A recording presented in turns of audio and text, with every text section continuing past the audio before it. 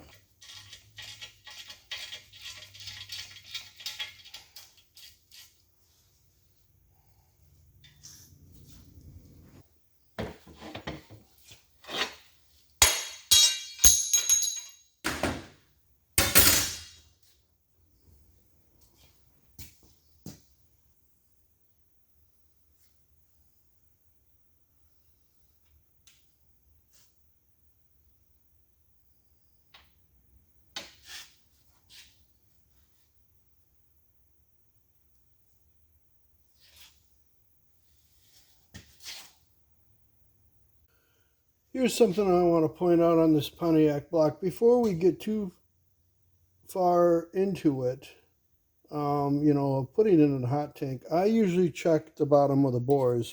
And that's usually the first thing I'll do, actually, as a customer's standing here. When he drops off the block, that's the first thing I look for. It's not exclusive to Pontiacs, but it's a hereditary problem. They have what is a cold shut. And what that means is the iron flows this way, it flows that way, and it stops. And there's a line, and you can see it right there. That turns into a crack, and it'll zipper right up the bore. So what I usually do is I seen that one, and it didn't look too bad. But I usually knock them back with a die grinder, and don't get too crazy. You know, there's water in there. Eventually you're going to hit it. But I try to blend them back, and then what I'm going to do is I'm going to do a dye penetrant check right in this area here before I put it in the tank. You know, sometimes it's hard. You got to get them clean before you do anything. But sometimes, you know, on the Pontiacs like that, I'll check them just to save the guy a hot tank job, because by the time I knock the cam plugs out, the rest of the plugs that didn't get knocked out, by the time I do that, I have time invested in it plus a hot tank job, only to find out it's cracked. So just a little pointer here. Like I said, you can see it down there, and it's a straight line, and it's when they cast them, that it's just small block Chevys have the same thing. And usually on the small blocks, it's not quite as bad, but you know, any block that has casting lines and you can see them through the cylinder bore, usually I try to knock them all out and remove them. Okay, I have many ways of checking for cracks, but the penetrant is pretty quick and it's easy to get into this area. The magnetic particle check is kind of a little bit of a problem. You can see right there what I was talking about, that line right there. It stops as it goes across the bore. I blended it back. I sprayed it with dye penetrant. You can buy this at your welding supply stores. You don't necessarily have to have a lot of expensive equipment to do this, but I do, but this is quick and dirty, and I thought I'd show you how it works, because not everybody can go out and buy a bunch of Magnaflux equipment.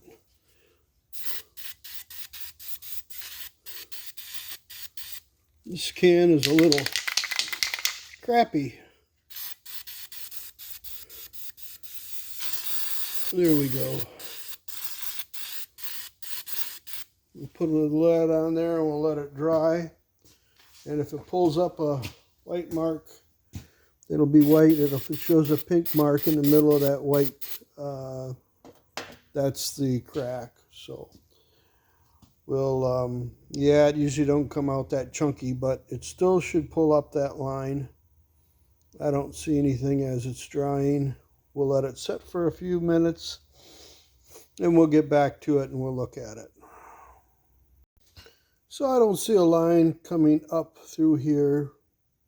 So that indicates to me that it's not cracked, but it was a cold shut, which means the part of the iron was here, the part of the iron was there, and there was nothing mending them together. They were just cold. So we're going to continue. Now with this, if you don't want to buy a bunch of expensive equipment to check cracks, this does a pretty decent job and it's quick on the fly. And you can also use this on aluminum and pretty much any metal, where with a magnetic particle check, you got to have it, obviously a magnetic iron steel. So we'll continue on with this, knock the cam bearings out, and take the back plugs out, put it in the tank.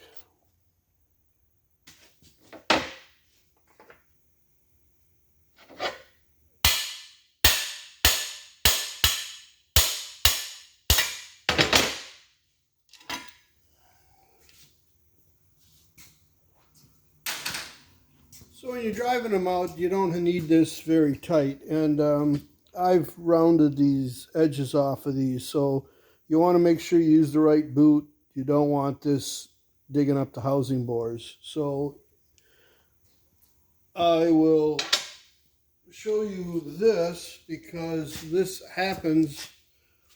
There's absolutely no reason to drive the cam plug in any further than it needs to be flush. If you drive it too far in, this is what happens. That's the cam digging into the back cup and making a bunch of metal inside your engine that you really don't need. So only put these in till it's flush and use a shallow cup, you know, because with a shallow cup, obviously you don't have to drive it as far. So if you use a non-shallow cup, you got to be real careful that you don't hit the cam. Now, this is a shallow cup. They drove it all the way in until it hit the cam bearing or the cam bearing housing. That's too far in. So this 400 is ready to go in the tank. There's no need to continue with that. I guess this is going to be it on this video. There wasn't any talking. There was a little bit of information. If you get any information from my videos and you like them, please hit the like, subscribe if you would. The last video I did a 3-part series. I really wasn't intending on doing that. I was trying to gather them all up and trying to put them together. I just don't have enough content in the phone to do that. We'll be back on the 565 shortly. Thank you for watching.